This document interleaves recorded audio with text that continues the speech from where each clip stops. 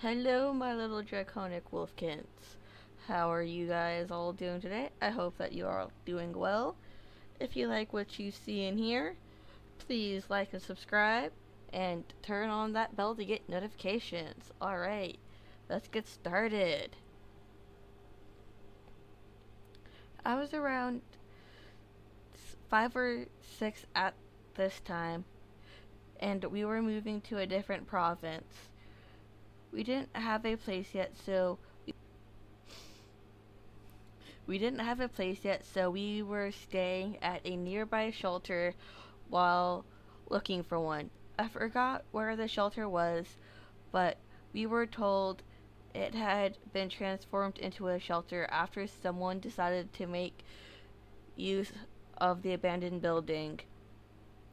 We were told it was half of an institution or something years and years before I was even born.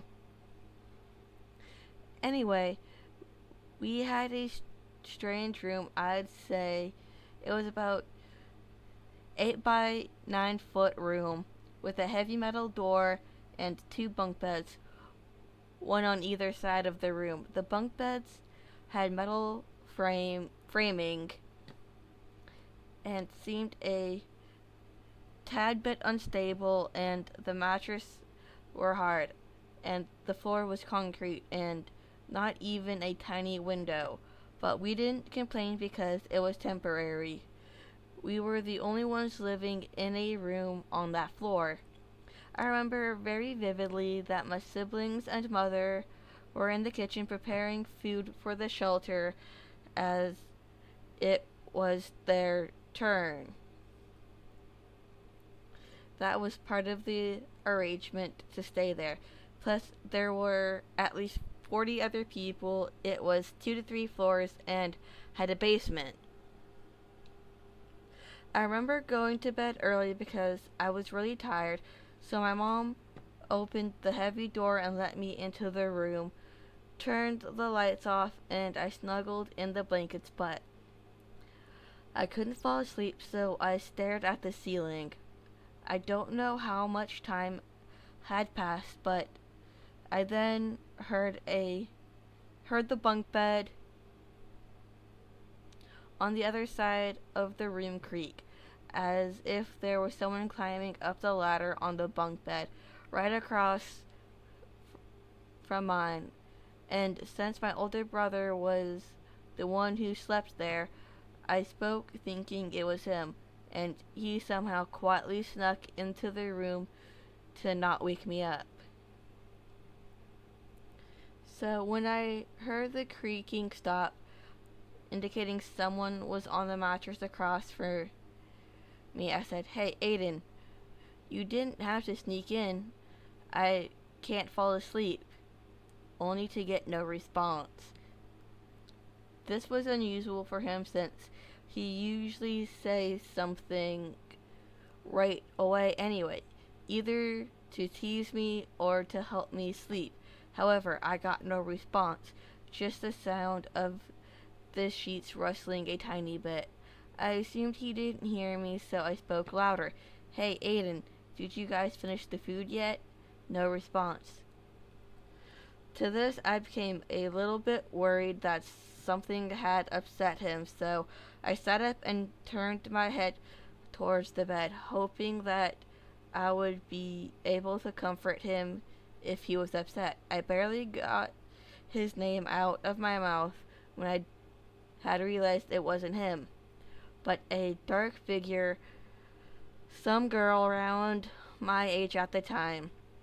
She had two braids and a puffy, old fashioned dress. She had been sitting crisscross, staring and pointing in my direction. I, of course, got so scared I couldn't scream, thinking if I did, I'd be harmed in some way. So I stayed quiet and hid under my blankets for a few hours. Later, my mom comes in and turns on the light with my siblings behind her. I seen the light on, so I automatically assumed someone was in the room and I was safe. So I shot up out of under my blankets and quickly climbed down the ladder and hugged my mom. She asked me what was wrong since I was shaking, but me thinking of that girl was still in the room, waited till the next day when we went out for a morning walk to explain to her what had happened. After explaining what had happened, how I couldn't sleep, I heard someone go on the bunk across from me thinking it was my older brother, and then seeing the little girl with braids and a puffy dress that was just pitch black figure. My mom was horrified, and but just to be sure it was my imagination, she went asking people in the shelter about a supposed ghost, giving no details about what I had told her. The lady, we'll call her Courtney, told my mom, yes, there is a spirit roaming. It takes the form of a girl and has T braids and an old-fashioned dress. She used to visit me every night, but suddenly stopped when you guys moved in. We were only children in the shelter, so that must have been the reason. I don't know. My mom replied to Courtney, well, my daughter's seen someone with that exact description and you had given me, and at first I thought it was just her imagination or something like that. Anyway, Courtney then walked away. Things were pretty quiet after that.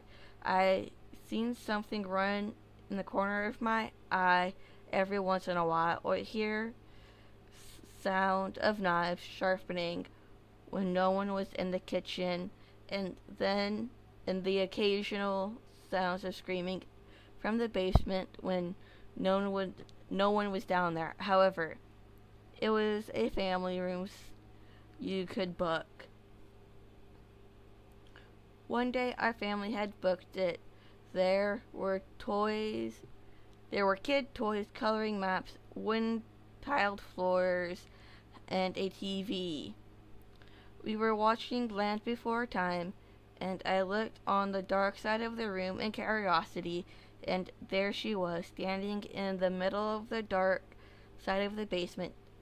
She ran around the corner.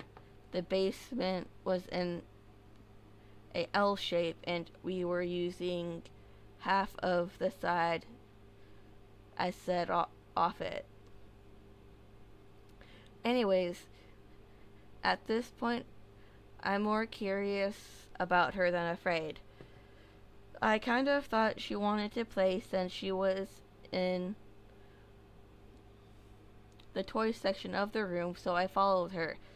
Thinking it was a game of hide and seek, I stood up from the couch without a word, and my mom asked me where I was going, but I didn't answer, and just walked into the dark side of the room, which to her was strange, since I had a fear of the dark back then, as most kids do. She was confused why I would go into the darkest side of the basement where light didn't reach willingly. She followed me, and I entered a dark closet. I started looking around frantically and keep asking, where are you? Don't you want to play with me? Is that why you keep running around me? I asked over and over questions along those lines. My mom obviously was concerned, turned on the lights, picked me up, and turned off the TV and brought me and my sibling upstairs. She asked why I was acting this way. And according to her, I said, she wants to play. After that, Mom and the rest of my family started getting scratches and tiny bruises. Mysteriously, within a week, my mom found a place and moved there, leaving our toys and stuff behind, believing the spirit could have possessed them to follow us. We only kept a few clothes, money, food, and ID. We bought new stuff at the store, We lived on the other side of town from the shelter.